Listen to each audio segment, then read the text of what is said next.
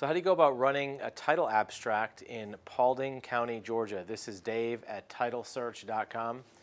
In Paulding County in the state of Georgia is very typical of a Georgia title search. You start out by going to the tax assessor's office, and at that location you pull the property card. On the property card you'll find the legal description, and on the back side you'll find the current tax assessee.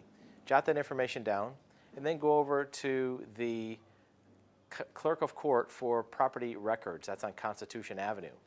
And what you do there is you get the book for the grantor-grantee index, and you look up that name and legal description in that book.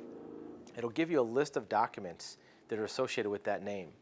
From that list of documents, write down each document number, and then go into the deed book stacks and pull each one of those documents from the deed books.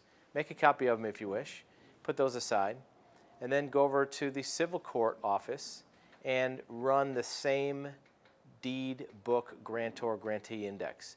You want to find out if there's any civil judgments, if there's any records which could affect title in the civil court records. Some judgments might become liens just by being in the civil court system.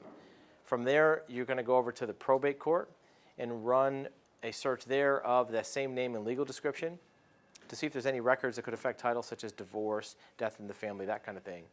When you're done, read through all those documents, read through each lien, deed, mortgage to see which ones are still open, which ones may have been released, which ones may have been assigned to somebody else, and which ones are superseded by a newer version of it, like an old deed might have a new version of it transferring it to somebody else.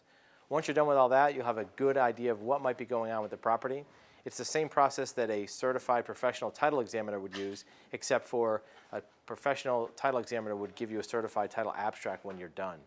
One last thing to keep in mind, be very wary of using any online resource. You don't want to look stuff up online. If you order a title search online, that's one thing, but you don't want to look up records online because the online data records aren't complete and most current records. There may be missing information, and sometimes they don't even have all the liens.